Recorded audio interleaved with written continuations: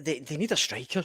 I mean, I thought Bojan Miovski would be a big success, been there and done it at Premiership level. I don't know why it's not worked out, but every time Rangers play, I just find myself asking, who's going to score the goal here? I know, but it's incredible we're saying that, Daniel. You're right. I mean, you're right, but I mean, it's unbelievable to think they've got Shamiti at 8 million, Majovski 4 million, Danilo 5 million, and they can't buy a goal between them. I mean, if that doesn't sum up how poor the recruitment's been, I don't know what does. But I tend to, a few weeks ago, if you'd have said to me, will they bring a striker in January, I wouldn't have been sure because of that. No, because they these two new guys who cost serious money, and because they Danilo, I think I said to you before, even if they could maybe try and get Danilo out, that would maybe create space for one more to come in. But the lack of creativity and the lack of goals now has become so alarming that I don't think they can come out of January without signing a striker. And again, it might not be a guy for big money.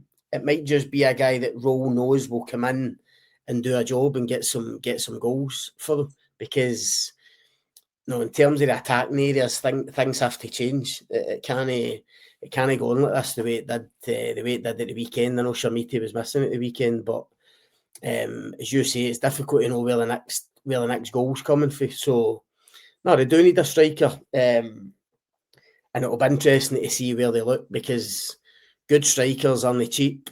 I don't think they'll go back to England again, given what's happened in the previous window. We've spoken about it so many times. There's just no value there. Overinflated prices and wages, as has been proved with Shamiti is the prime example. Even Asgard, I would suggest, for the money they paid for him. So, look, they need, you're right, they need a striker. I think they'll definitely need a centre-back. I think they definitely need a left-back. And I think they definitely need a midfielder as well. So, I mean, you could go through the whole team. That's how bad it is. But you're right, goals are a problem, so a striker will be on the list. Green Machine in the comments says you can have the best striker in the world, but you need the players to give the ball. Rangers don't have any of that ilk. And Rebel points out that Dessers was head and shoulders above what they have now, and he did take a lot of stick, Dessers, but he was always in that position to at least miss a chance, if you know what I mean.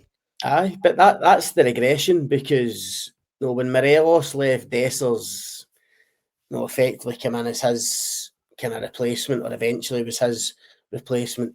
But people saying, no, he's not good enough. He wasn't as good as Morelos, so he's not good enough. We need to move him on, get somebody else. No, they're not Shamiti at 8 million, who you think will come in and has to be better than that, but it's actually, again, worse than Dessers. So they keep going back the way, they keep getting worse. And that's what happens with poor recruitment.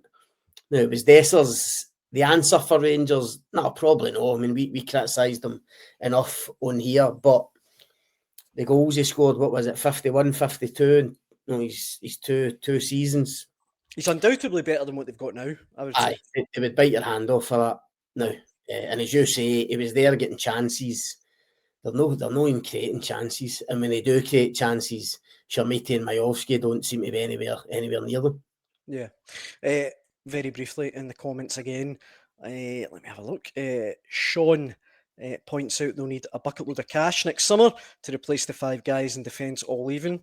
Obviously, the loans we mentioned. Scotland the Brave says, ask Scott if they can keep stockpiling players. Financial fair play dictates what you can do. They have one of the biggest squads. I think you will find they need to let some go. I think we agree with that there's a lot of players that do need to be kind of shipped out. Kenneth again puts forward Abdullah Sima. Him and Cherny were the 2 in the summer that I just thought would have been no-brainers. Doesn't matter who the manager is. Proved they can go there and do it. And I think it's mad that they didn't go for either.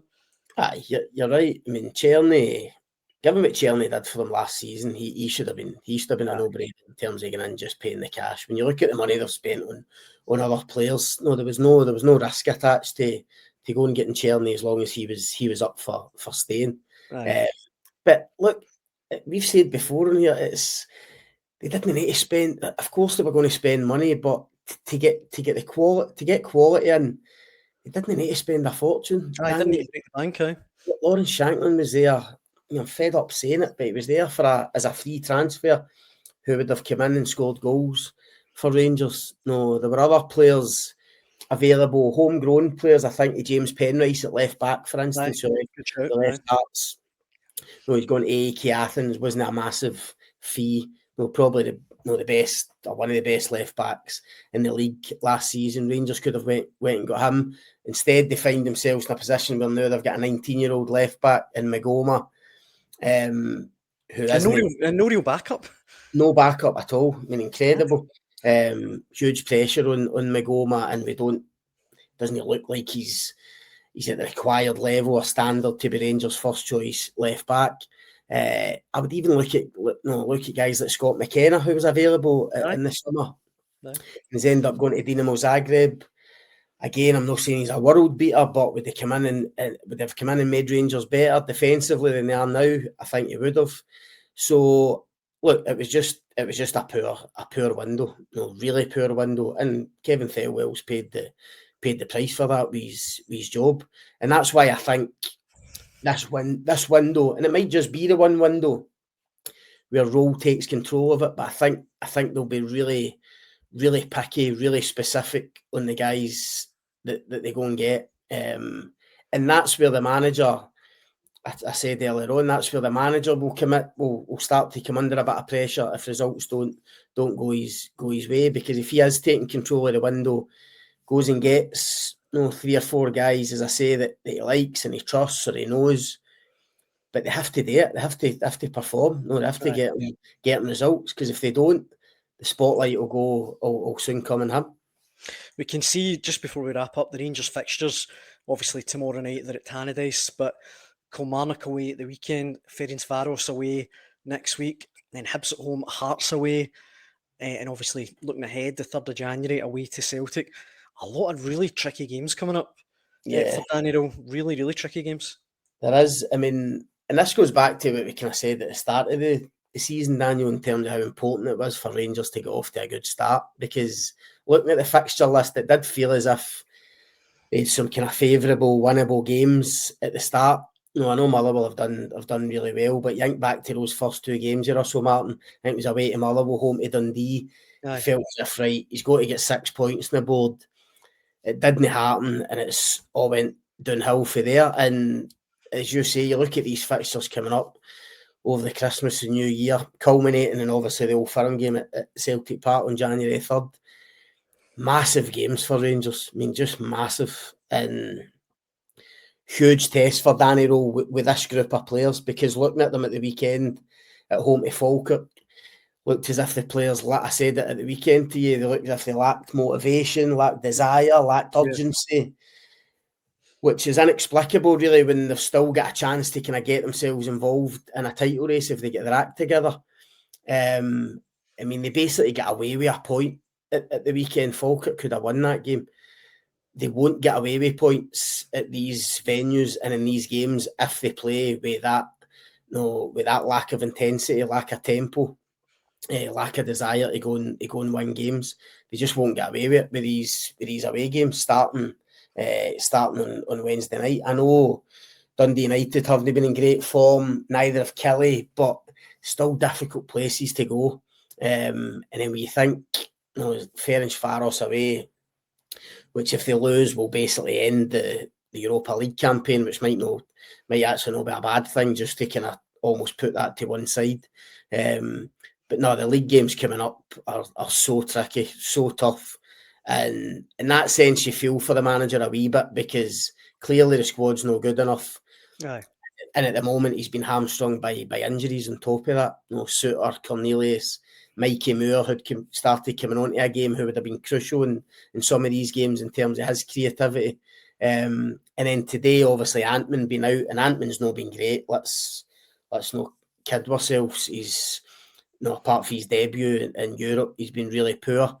But it's just another body down for Danny Rohl. And look, it might create an opportunity for a Finlay Curtis, or as I mentioned in that press conference to the manager, Lyle Cameron, who's hardly featured at all. I mean, Lyle Cameron scored 14 goals last season for Dundee, 9 in the league, I think.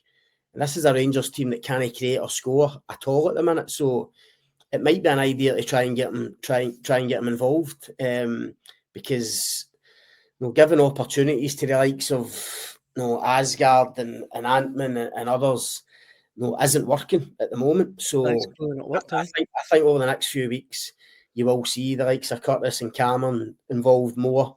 I think Bayrami, who came in at the weekend and was their best player, I think he'll be really important for them in the next few weeks, which you might not have said 3 or 4 months ago. So it's going to be a really tough period for them and a huge test for Danny Rohl. He's not been under a great deal of pressure as yet, because he's obviously won a few games in a row in the league. People have allowed him the kind of European defeats and the draw, but Sunday's one was a bad one, and if it doesn't go for him in the next couple of weeks in these tough games, there will be a bit of scrutiny and a bit of pressure on him all of a sudden.